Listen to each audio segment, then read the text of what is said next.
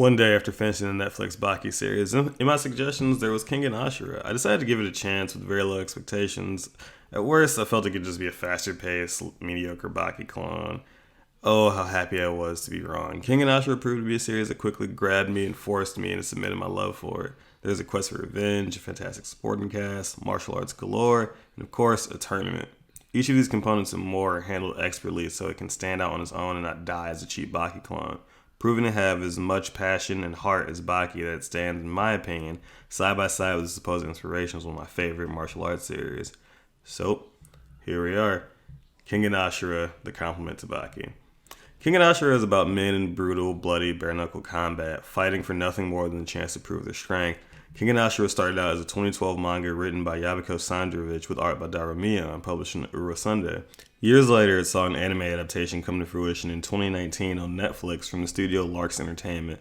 The series follows the life of Japanese salaryman Kazuo Yamashita, an average, meek individual who is disrespected by his superiors in his job, and his home life is summarily in shambles. His wife left him, and he has a strained relationship with both of his sons.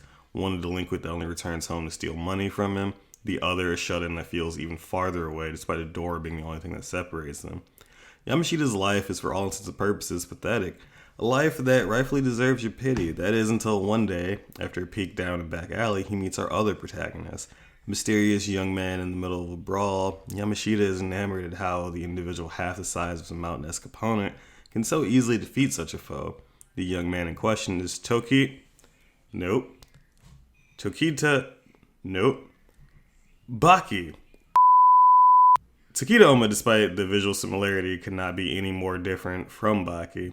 He's simple, mildly abrasive, and believes raw strength is more important than any technique. Oma in early parts of the series is presented as a mysterious and strong young man that solves all of his problems with his fists. The weak lose and the strong prevail.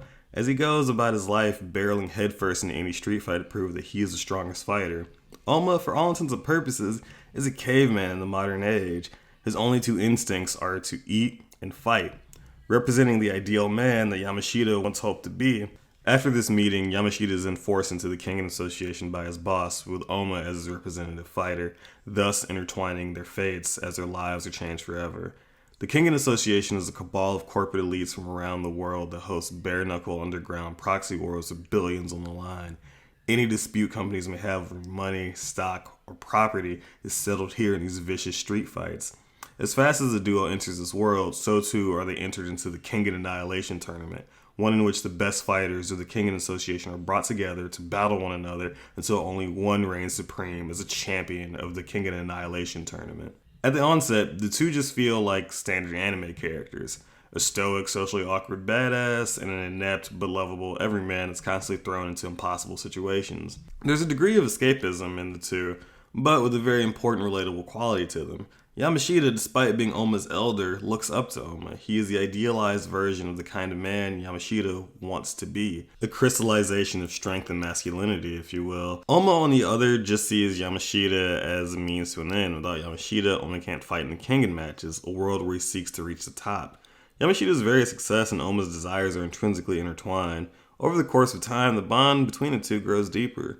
Yamashita expressing his concern for Oma's safety, Oma vowing not to let Yamashita down, Yamashita confronting spectators that insult Oma's ability, Yamashita even pleading with Oma to give up on the tournament when he noticed how heavy a toll is taken on his body. Yamashita is more than willing to take on a mountain of debt and a life of poverty and see the person he's come to view as his friend and even a son face grievous injury or death. Oma, despite the danger, despite his pride, he continues to fight, once seemingly only to serve himself, but also for the sake of Yamashita, knowing that should he lose, misfortune may befall his friend. There's a point in the series where Yamashita takes a look at Oma's body before a fight. Up close for the first time, he realizes that this walking embodiment of strength is littered with scars, reminding Yamashita for the first time that no matter how strong Oma is, he is still only human. No matter what he has overcome to this point, he is still human. He still feels pain, he can still die. What's important about the relationship is that it can be read as our relationship with athletes. Often we tend to romanticize them into much greater beings than they are, forgetting that they're still human. These individuals put their all on the line for our entertainment. Their pride, their passion, their careers, just so they can continue to garner our support. We form these parasocial relationships with people we don't know, and they rely on us to continue supporting them from afar as much as we rely on them to continue doing their best. While the proximity is much closer than any of us actually experience, this is one pillar of Oma and Yamashita's relationship, one of a mutual give and take, with both of their desires being met as the two of them participate in the tournament. While Oma is taking on the strenuous task of fighting monstrous opponents, Yamashita takes on the risk of debt or even death should he anger the wrong person. There's a touching aspect to it all, and no matter what, the two have a mutual concern for the other's well-being. An important aspect to Kengan Ashura is that the vast majority of the series takes place within the confines of the tournament, leading the viewers to believe that it will lean heavily into every trope associated with tournament arcs. If the premise doesn't sound all that original, that's completely fine. This is where Kengan Ashura truly shines as a series. Despite being derivative of Baki or any tournament arc ever, the originality of the concept is not what's important. In any genre, in any medium, certain works will be similar to each other or be heavily inspired by another.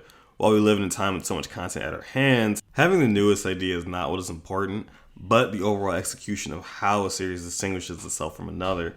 Halloween is often regarded as the originator of the 80s' obsession with slashers, then Friday the 13th came along to add to it. Cynically, you could write off Friday the 13th as just a ripoff of Halloween, but the franchise took several important steps in differentiating itself, from using a female killer to making the killer sympathetic, to being set out in the woods instead of suburbia. The important takeaway here is that despite being similar on the surface, great strides were taken to carve out its identity, and even in some cases, surpass its predecessor.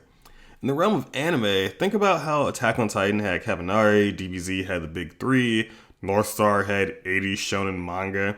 The idea that a series is inferior just because it takes heavy inspiration from another never truly sat right with me. Thinking such as this can blind one to the effort put in to make a series stand on its own. On the surface, Baki appears to be the biggest inspiration to Kengan Ashura, which very well could be in the realm of possibility, but through interviews, the true inspiration seems to have come from Yabuko's own experience with martial arts, and a desire to write a martial arts manga featuring corporations and proxy wars with one another. Yabuko got his start by making a self-published manga online called Gudo no Kobushi, or Fist of Duty, which caught the attention of his future editor, Sho Kobayashi. Kobayashi himself is a former martial artist and editor of a women's fashion magazine, shockingly, who was enticed by Yabuko's early work. He then enlisted Yabuko alongside artist Daramian, another creator Kobayashi found posting to a personal site due to his pop art sensibilities. Daramian's artistic influences are due to his teenage years being spent in America and being exposed to American superheroes, crafting characters that exude a sense of raw strength and athleticism. Common to manga, from the first to the last chapter, you can see the refinement and evolution of a creator's art style over time, as Daramian's artwork went from slim, athletic characters to shimmering, muscle-bound supermen that pop right from the page. Together, these three men gave birth to Kengan Ashura as it made its debut, a part of Ura Sunday's first wave of manga for its Manga 1 app in April of 2012. An interesting aside, these three were brought together seemingly by fate to create this manga. Yabuko himself was originally an average salaryman at the age of 24 before deciding to try his hand at manga. Should he fail, Yabuko was willing to resign himself to the life of a fisherman. Kobayashi could have never come across either Yabuko or Daramian. Daramian himself could have been enlisted for a different manga. Hyperbole aside, a number of scenarios could have changed the series or prevented it from being what we see today. The series itself does not explicitly have any rumination on fate, but the idea of fate setting us on unexpected courses is a subtle, recurring factor in the series, evidenced by the circumstances that brought our two main characters together. Had either of them gone down a different path in the series, it may not have taken place as we know, akin to how in reality, if Kobayashi had not come across Gudo no Kobushi, Kengan Ashura may have only existed purely as an idea. It was this passion for both martial arts and manga that forged Kengan Ashura. By extension, that shared passion saw these individuals find each other, similar to how the characters in the series find themselves developing relationships with one another. Commonly, the matches of the tournament will start with an air of tension and artificial animosity. Animosity merely brought about as a desire to win, as it is not solely a battle of fists that takes place, but one of wills. Only the man of the stronger resolve leaves the victor. Lampshaded in universe, once the match is over, any ill will is water under the bridge. Most of the characters are fairly affable, holding no grudges. In fact, a deeper respect for the other fighters created post-match. Characters will one moment be breaking each other's bones to having dinner together. hanging out in the stands, commenting on current matches, helping each other warm up before matches, bickering with one another over who can get the ring girl's number. An assortment of realistic interactions truly give these characters personality, rather than making them one-dimensional cutouts that merely service fight scenes. Similar to real life, once the competition is over, there's not much reason to have any anger toward each other, except that the better fighter won while hoping for a rematch one day. The tournament itself acts as fate, bringing these different characters together, forming bonds that more than likely would not have occurred without it. Characters meet new mentors, friends, rivals, even heroes. Most of these unexpected relationships are forged on the foundation of a shared passion for martial arts. Yabuko's own passion for martial arts exudes throughout every inch of the series. The cast of characters is vast and varied with over 32 named fighters, each fighter coming from a different background, utilizing a different martial art, representing different companies that have their own eclectic personalities. Yabuko went to great lengths to ensure each character could stand out by imbuing them with their own distinct personalities. Many of the various characters are each inspired by real-life martial artists or are some exaggeration of a historical figure. They're not the deepest characters, but each is defined enough you can understand exactly who they are from a short amount of time with them. The fictional martial arts some of the fighters utilize are all informed by Yabuko and Kobayashi's experiences practicing martial arts, often utilizing the characters spectating to add commentary about the pros and cons of a fighting style. For example, Muteba is an assassin that focuses solely on ending a conflict as quickly as possible, which puts him at a disadvantage if you can't end his bouts quickly. Rei, aka Loverboy Sasuke, his fighting style has emphasis on speed, meaning he typically attacks in straight lines, so to counter it, precise timing is needed to overcome some of his more devastating attacks. While looking at Imae Cosmo, he's a grappler, so he experiences more difficulty when fighting a striker larger than him. Even special moves are just exaggerated versions of real-life attacks and concepts. Cosmo in particular has an ability to slip into a person's blind spot in a razor-thin margin their total concentration is directed toward attacking.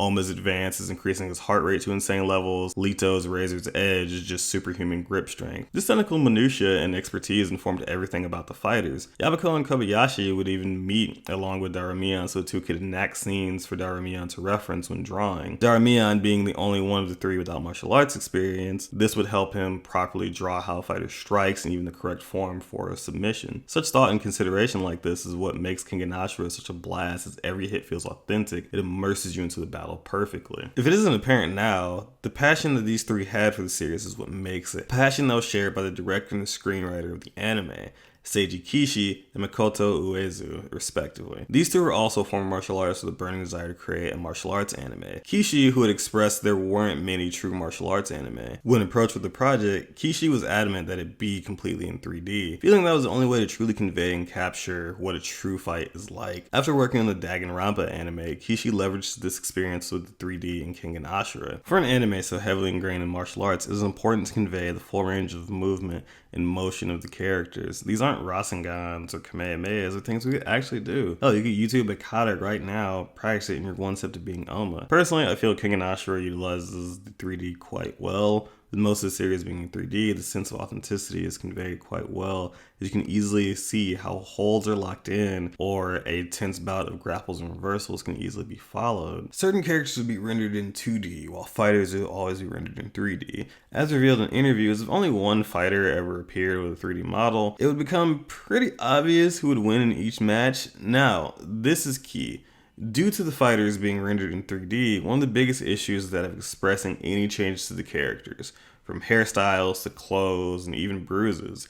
Once 3D model is created, it's essentially static. If you want to show a character with anything that wasn't a different facial expression or pose, a brand new character model would have to be made, which is a nightmare for the studio. Naturally, to overcome this, Kishi and the production team would do whatever they could to avoid using brand new character models. Such as a character, Hatsumi Sen, he was prone to having his hair in different hairstyles throughout the manga, and because this would just be an unnecessary change, they decided to use the exact same character model throughout. Now, to convey bruises, on the other hand, a 2D overlay would be used, which are pieces of 2D animation placed over 3D models to help convey any sort of bruises, cuts, or what have you for the characters. And this was another way that the expertise of the production team shined through, and it was amazing to see come to life. One of the defining aspects of the Kengan Ashura is the tournament itself. What captured me about the tournament is not just the intensity of the bouts, but how every match is framed as if it's a sporting competition. The entrance of every fighter in both the anime and the manga is surrounded in pomp and circumstance, with the announcer giving these specific intros describing each fighter, hyping the audience up as it crescendos to a massive explosion of pyrotechnics. Brilliantly realized in the anime with the addition of individual entrance music that doubles as the characters' themes.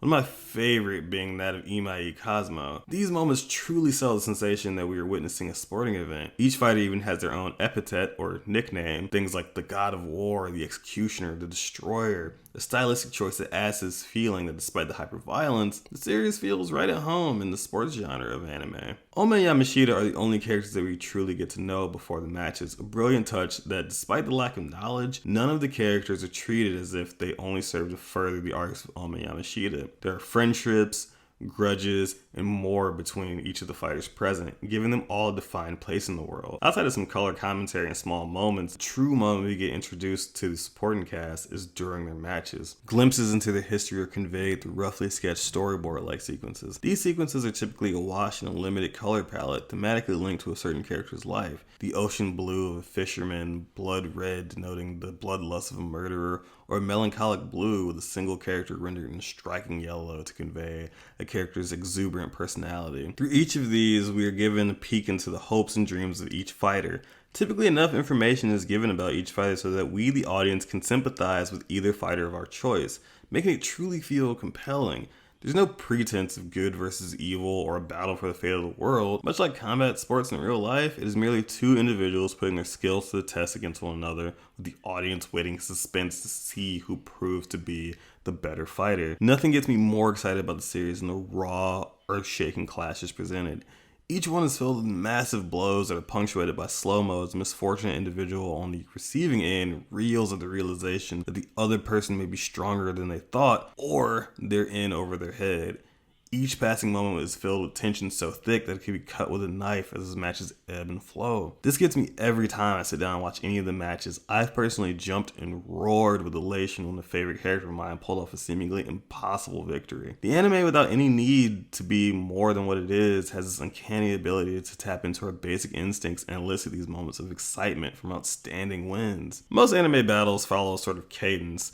They grow in intensity until they reach their intended conclusion, with the hero being on the back foot for most of the fight, until ultimately coming out the victor. Now, Kengan Ashura, what makes this so special is that each fight is a brand new encounter for the audience. Typically in anime, there's some group of heroes participating in a tournament together. We've been given an exhaustive exposition who they are before this point. Here, we don't know any of these characters until their bouts, so each match acts as its own mini little shonen arc. We become so invested in these characters that we forget about Oma, and losses hurt even more for characters we root for. There's a sense of unpredictability to every single battle. We never know who's truly going to come out on top, even with the artifice that it is an anime and that Oma is the main character. Most of the time, with seeing every single battle take place, you have time to really develop these connections and try to figure out who's going to win and who's not. Even in cases where the obvious big bad or rival character comes to the fray, there's times where Kengan Ashura is actually very surprising. And in that, when the losses do happen, they hit home hard. Kobayashi himself has even said in an interview with OTA Quest that Yabako has the ability to perfectly express how it feels to lose a match, which rings true throughout the series. Whenever a fighter loses, we always get a moment, one that won't be too unfamiliar if you've seen any battle anime before, but in these moments we truly feel the despair that these individuals face. Sometimes in losing, they've lost their homes, their bodies have become broken beyond repair, or worse, to these fighters, they've lost the very will to compete ever again. What makes these moments so impactful is how similar they are to combat sports in real life. Men and women every day commit their entire beings to honing their skills and competing in matches that could cause irreparable harm. What may seem like a small part of their lives to outsiders is a defining part of their entire being. The biggest takeaway here is that love of competition. It's kind of a trope now that characters have to face loss to truly grow, but Yabako does a truly phenomenal job of conveying the heartache each of these characters feels when experiencing loss. It humanizes them in such a way that you don't get to experience much in anime. Yes, characters lose all the time, but often in martial arts series, characters pick themselves up fairly quickly, but they never have the time to truly reflect on what it means. The fighters have little need for money or accolades. At the end of the day, the only thing that truly matters is testing their expertise against a strong opponent. Should they fail, they have even more reason to improve. And that's a video. Thank you so much if you've come to watch the entire thing or even just watch it for about 5 seconds. Either way, thank you a lot. This was pretty exciting, scary, and it's a new experience. So definitely hope if you did watch it all the way through or just watch it at all that you really enjoyed it. And if not, throw some constructive criticism my way. Like, just comment, tell me what you thought, tell me what you liked, you didn't like, and especially if you're a fan of Kengan Ashura, definitely share that with me too. That's what I'm most excited to hear about. Tell me your favorite fighters, some matchups you didn't see, your favorite fights, whatever, and even some more suggestions for other martial arts, anime, or manga that you might be into. But thank you so much if you have checked this out. This was again, I'm probably repeating myself here, but this was a new and weird experience. And I definitely appreciate it if you took the time out of your day to check this out. And you've been awesome, and I am out of here. Peace.